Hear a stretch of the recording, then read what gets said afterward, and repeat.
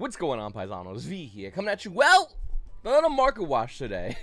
Listen, I think we have a great Market Watch lined up. Obviously, we're going to be talking about the YCS and Exosisters and the other decks and what separated them from the majority of decks in the room. And of course, we're going to be talking about the Megatins and is it time to buy yet? Well, we'll have all that in this Market Watch. Before I begin, though, make sure to go to my website, YGOPaisano.com. There are certain things out of stock. They are not currently available. They're going to be shipped out coming this week, I believe. I believe tomorrow they're going to be shipped out. So once that's shipped out, once I get confirmed tracking, I'm going to be opening up a pre-sale, probably happening later on this week. I'll make an announcement on this channel. Obviously, you want to get the first news about it. You want to go to my Discord, and you can go ahead and get yourself some of these beautiful field centers. Now, the ones I currently have, I will not be getting extras of. So if you currently see, these are not part of the order. Whatever's out of stock will more than likely be available. Actually, I have a lot of stuff out of stock because that is what is coming over here. So keep an eye out for it. Once again, like I said, if you want to go ahead and grab the stuff, grab it now, the available inventory, because whatever is sold out won't be available for at least another month. All right. So the Oshi also had their ban list, by the way. And man, what a great ban list this is. You know, I forgot where I heard this from. Maybe multiple people, but some YouTubers, if not all YouTubers, I don't know, you let me know, but are saying we're going to have a small ban list. They literally said that. They use those words out of their mouth forward into your ears. They're like, we're going to have a small ban list. Yeah, no. Yeah, no. We're not going to have a small ban list. Let's be honest, the past couple of ban lists have been relatively small. Not like super small, but relatively small compared to, well, with the Oshi ban list. Now, you can argue, well, if the Oshi ban list is like that because they're a meta ahead of us, and since they're a meta ahead of us, they're going to hit a lot of cards, obviously, on the Oshi ban list. So I would say fair point. I highly doubt cards like Tearlaments having this will be on this current ban list. I agree with you wholeheartedly. By the way, if you want a visual ban list, there it is right there. I doubt a lot of these current newer cards will be on the ban list. But since we're behind, if you look at the past Oshi ban list, they've been pretty heavy-handed as well. And I do think here in a TCG ban list, it's going to be pretty heavy-handed as well moving forward. In fact, one card that I want to point out, I'm not going to harp on this because everyone gets upset when I say this, but is Max C. Everyone says Max C should be banned in OCG. I love how TCG players are like, I have a friend in OCG. Yeah, just like you have a dad that works at Konami, kid, sure. But like, they always do this and they're like, and they don't like Max C. Alright, your one random friend you made up in your head don't like Max C. It doesn't matter. It was not on this ban list. So why? Why do you think it's on this ban list? Because the card is doing what it's supposed to be doing as a card in the game. Now, once again, I'm not here to argue about Max C. I'm not here to argue about whether or not you should go ahead and grab your sled or not. I personally got mines. You do whatever you want to do with yours. What I'm going to be talking about is some similarities. Like, well, Yatagarasu and Time Seal. I mean, they're not really doing anything. In fact, other cards like Dimension Shifter, which I said should be limited, got semi-limited on here, which is really interesting. I also see that Griffin is on here as well, banned, whereas Semi-Limited has Water Enchantress. So there's a lot of weird things happening. Cards like Talents is not on here, though Lightning Storm is, and that card's kind of crazy. Also, if you had to pick one deck right now in Oshi that's going to be doing crazy things, what would it be and why? My pick would more likely be Sky Strikers, because Widow Anchors at 3! They 3 Widow Anchors! Also, you put Meltdown at 3 OCG. I'm glad we never hit Meltdown. A lot of kids are complaining about Meltdown and Alistair, but they just don't know the true love those cards can really bring us. Alright, so let's talk about how that impacts us here in a TCG. Will Water Enchantress really get hit? Well, to be honest with you, it already kind of has value-wise. The card's price point as of filming of this video is $17.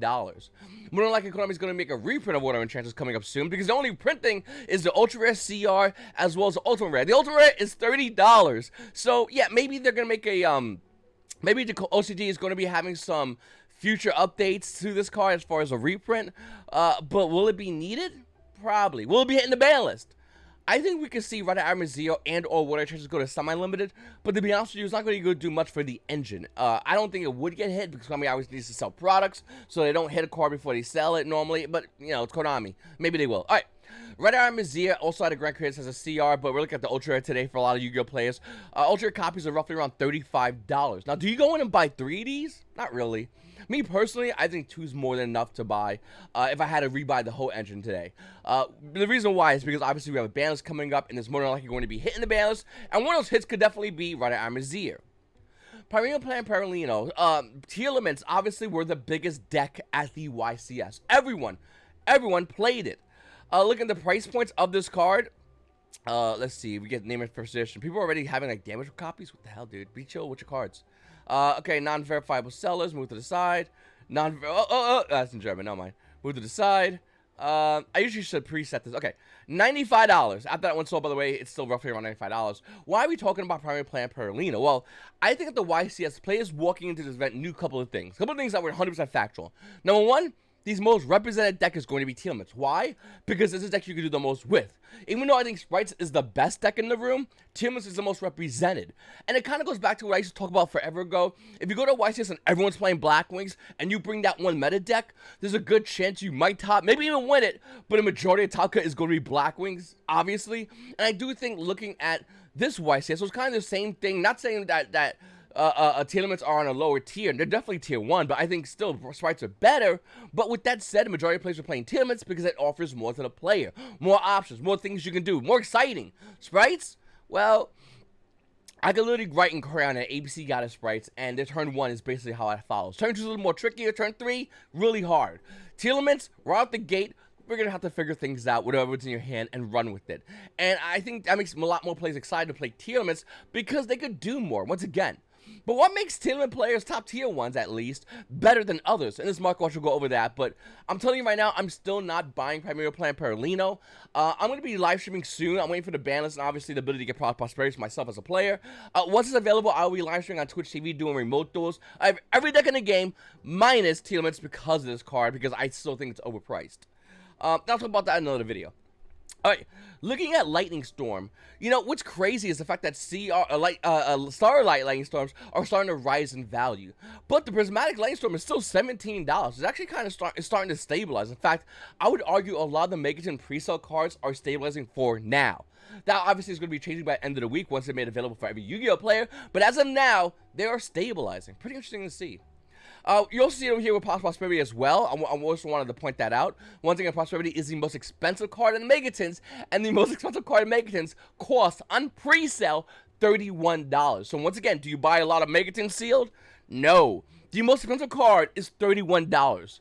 It's not like other sets, like, I don't know, maybe the set that this card came into, Rise of the Elements, that did have a high price point. It's not. It's 31 bucks. Now, I'm not saying when you know, it's not more fun to open it, but man, that's a really low ceiling for what you can make value-wise back. Anyway, looking at product prosperity, used to be roughly around, I believe, 700. It's hitting 688. It's slowly starting to calm down for the Starlight Rare. Will it go down any lower? We don't know. Look at the Secret Rare. You can see the market price showing it to be roughly around 65, despite the actual price being roughly around 45. The Secret Rare will be going down to roughly around $20 minimal. I think it might even go lower, but that's only temporarily, as I also believe the Secret version of product prosperity, original print, I'm using Vortex, will hit roughly around the $27, $28 mark. We saw something similar around when Prosperity got the same reprint treatment, and I do see the same thing with product prosperity. That is, of course, if only the only printing is in the Megatin. That's also a big if Konami doesn't reprint this card, which they're going to. The thing working against not reprints, sorry, short prints. The thing working against short prints, though, here's where it gets twisted: is so many people are opening Megatins. If something's short printed and everyone opens it, does it really matter? No, of course not. And I do think the price of Prismatic Secret Rare Product Prosperity will be going lower because of that.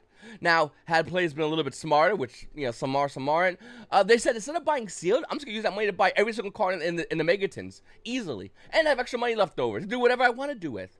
But, once again, opening sealed's way more fun. Alright, Dimension Shifter obviously being one of the best cards in a lot of players' decks, including the guy that ran Exosisters. This card's insane.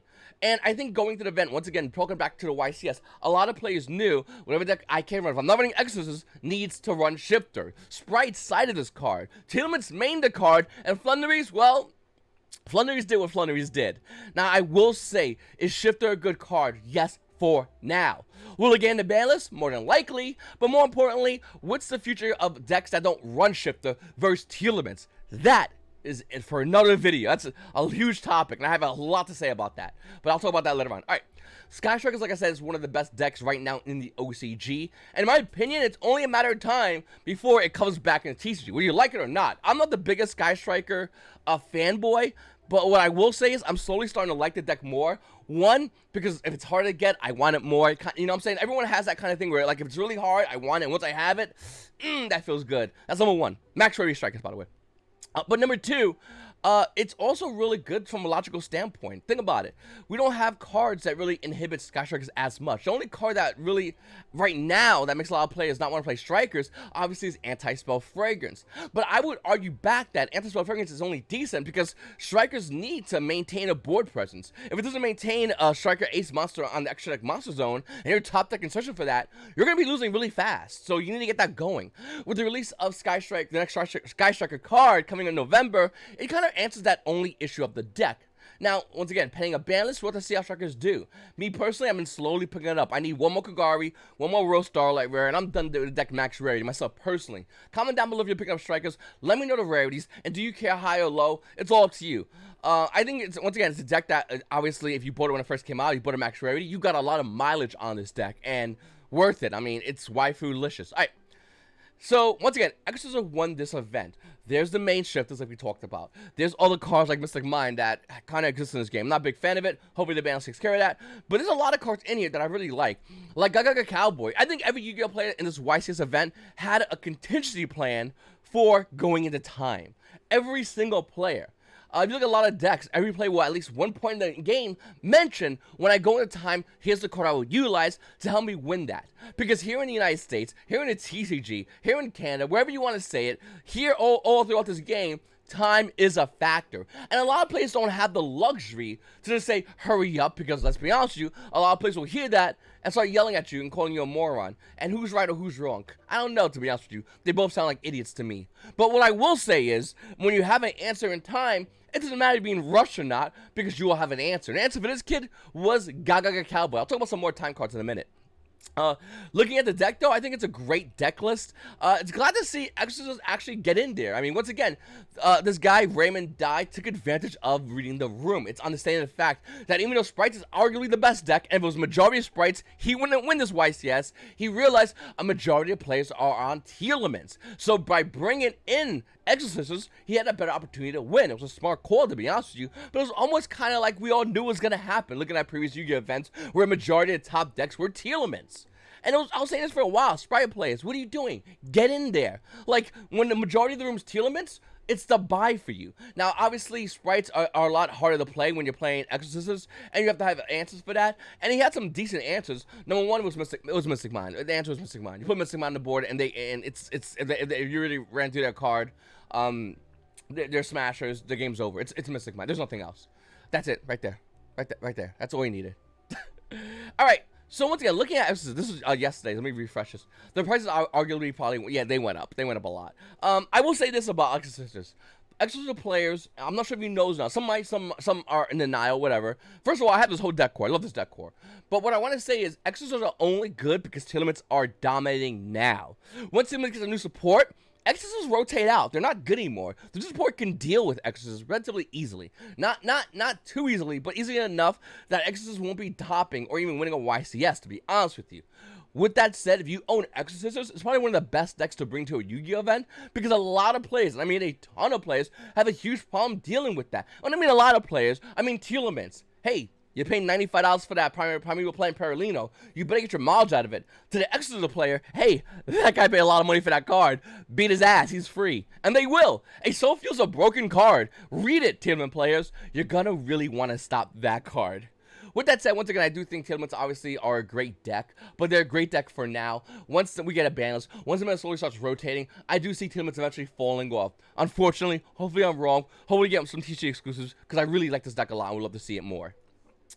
One of the best time cards, this was ran by, I believe, Jesse Khan, I believe he got second at this event, was Ghost Sisters and Spooky Dogwood. It's as cheap as 32 cents. Wait, you can't see that well. Hold on, let me move my thing. Hold on. There we go. Okay, it's as cheap as 32 cents. And listen, there's a low-off promotion is $3.44. It's really up to you which one you want to get. But if you want to get the original print version, which if you look at the chart, it recently had a huge spike. The price point right now for the original print version of this card is starting at $16 to $17. Within a couple of sales, this card's going to be $24 to $25 with shipping. Now, why is this card so good? Well, let's be honest with you. Once again, you go to big events, you need to have an answer for time. Now, I don't know how Jesse Cotton can really get this card to his hand. It's really, I'm not sure if he can search it out or how that works. But ultimately, Ghosts and Spooky Dogwood is one of the best cards in time. If you're going second in And even if you're going first, actually, because your opponent plays Havness or Sprites do Smashers, if you're going first or second in time and you open Exosister and Spooky Dogwood, you're in a really good spot. Your opponent activates Havness in the hand as you're starting to create your combo. You could chain Exosister and Spooky Dogwood. Once again, you're in a really good spot. I'm not sure if Havness has 0 attack or not. I think it has 1,000. Nevertheless, Exosister and Spooky Dogwood is a phenomenal card. I think a lot of Yu-Gi-Oh players, mainly Cotton, realize the fact that by playing this card in time, it gives you a massive advantage as a competitive Yu-Gi-Oh player. And this is why he decided to play 3 of this card in his side deck. Another cool card that was just this weekend was Anti-Magic Arrows. I started a battle phase, so the rest of the turn after this card resolves. Spell/traps cards and their effects cannot be activated. Cards and effects cannot be activated in response to this card's activation. This is a really cool card. To me, personally, it's really techy.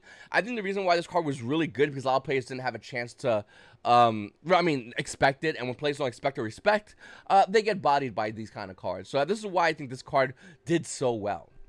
Then we have Nightmare Griffin. Obviously, this card was seen play in almost every Tearlament deck. This card was seen play in a lot of decks. Even non-Tearlament players were finding ways to go to Nightmare Griffin because it was such a good card. The price point everything is boomed in a card, and you can see it over here. It starts for Lightning Play First Edition at $13. Even more importantly, the reason why this card's so good because it can set a card like Eradicate Epidemic Virus. In fact, we saw, and not in this past YCS Niagara, but a previous one, where I believe it was also Justin Cotton, made his entire board state and made Eradicate Epidemic Virus first turn by using Nightmare Griffin. And the cool thing is, it synergizes. Griffin's 2,500 attack. Oh, actually, no, it's not dark. It has to be dark. It has to be dark. No, mine. Not Griffin. Griffin's a bad card. But you can tribute any 2,500 attack dark monster by playing Tearlaments. So does it really matter? No. One cool thing about this card is it's worth a crazy amount of money. When I mean a crazy amount, I mean you have a German one over here. Okay, first edition, I believe. Yeah, German one over here. And then for the English ones, they start roughly around 300, almost 250 bucks a copy. You only need one, but if you want an original print first edition out of Force of the Breakers, it's going to cost you roughly around $350. Up next, we have Ghost Reaper Winter Cherries. Now, this card is going to be getting Ultimate Rare printing in the next OTS, which could be coming out soon. But I'll tell you right now, this card is as cheap as 87 cents, 50 cents. You can see it over here. Some players were side decking this card. It is insanely important. Once again, if you hit Sprite Elf, what are Sprite players realistically going to do? Play decent XC2s? I mean, alright.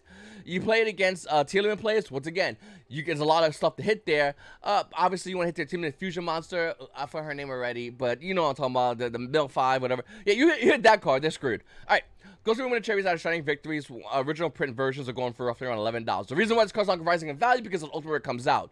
With that said, hopefully I'll say a lot slower. I know a lot of you players like to watch my videos and they can't hear fast. I get it, I'm sorry. With that said, Ghost Reaper and Winter Cherries is getting an Ultimate reprint, which obviously is the reason why the Secret Rare hasn't risen in value, yeah? Once the Ultimate Rare comes out, it's probably going to be relatively inflated, yeah? And look at Ghost Reaper Winter Cherry Secret Rare as the second best alternative. People are going to be buying this as opposed to Ultimate Rare in the beginning, yeah? When that happens, basically, the price will rise temporarily and then go back down. Me personally, I'm looking to sell my Secret Rares eventually, not yet. When the Ultimate Rare does come out and Ultimate Rare price sells a little bit, that's probably the best time to go in and buy this card. Yeah. Okay. Skullmark Ladybug at Dark Collection 2 is a card a lot of players were putting in their side deck this past weekend at top YCS Niagara. When this card's sent to the graveyard, increase your life points by 1,000 life points. That's it. Now, some decks can bring this out easier than others. Some decks can mill this out easier than others. This card right now is roughly around $10. That's for one printing. The second printing, the only other printing of this card, at Invasion of Chaos, has this card also being roughly around $10. Is this a card you want to buy? No. I mean, don't get me wrong. I don't hate this card. I think this is a cool card. But this is a card that has to be sent to the graveyard, obviously. This card actually have to do a lot to send to the graveyard. It's a specifically time card. That's it. And depending on the deck you play, you might be able to use this. I mean, if you're playing Tearlaments, this might be your card you might need. If you're playing Sprites, I think there's better alternatives, but hey, this is an option that you can use as well. Alright, so let's talk about the Megatins. We don't have much time left, but I really want to go over the fact that Megatin price points have pretty much stagnated as far as the market price versus the actual price. Meaning, the price of these cards are not going to be going any lower. These are your pre-sale prices. We might see it go down a little bit within a couple of bucks on the top cards, but as we get more near towards Thursday and Friday, but ultimately these are the starting prices. Once again, I do think these cards prices are going to tank on Friday. In fact, I would argue that you'll start seeing that on Thursday, and by next Friday, not this Friday, but next Friday, we'll actually see the realistic price point of a majority of these cards. That will be stable for a very short-term time, as Yu-Gi-Oh! Players open more and more of these tins and dumping them onto the market. But by next Friday, we should have a decent, stable price point of what all these cards can be in the Megatins. Now, we did a multiple Megatin market watches. You could go check it out on my channel. They're great Megatin market watches that go over a lot of what's happening here. All I want to say is, though, I think that these Megatins are a great opportunity for a lot of Yu-Gi-Oh! Players, myself and you included as well. Once again, I'm going to be streaming again. I'm waiting for the ban so I can play a better meta, my personal opinion.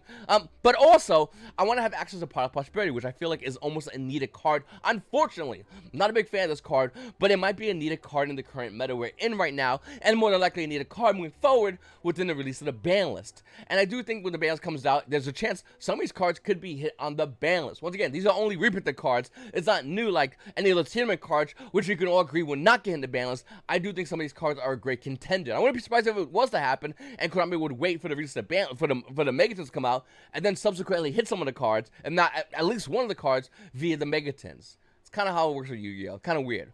Ultimately, though, I do think the Pot of Prosperity coming out will definitely even the field for a lot of players, and I think it will give a lot of huge opportunities to players that want to play decks that need Prosperity and they have to use crappy substitutes. And I'm really excited to see what happens then. The Boys from the Men comes up soon. Anyway, Paisanos, I really appreciate you guys watching my video. Make sure to go to my website, YGOPaisano.com. I have a lot of great field centers over here, a lot of great tokens. Whatever's available will not be available next month, but it might get, some of these that's currently available maybe get restocked, probably not by next month. There's a lot of stuff that I'm resetting on, a lot of new stuff I'm getting on this shipment, and it's all on this website. It's going to be crazy, and if you want to get ready for that pre-sale, go check out my Discord, or just watch out my videos, hit the subscribe button and notification bell. It's your boy V, and you guys all have a great day.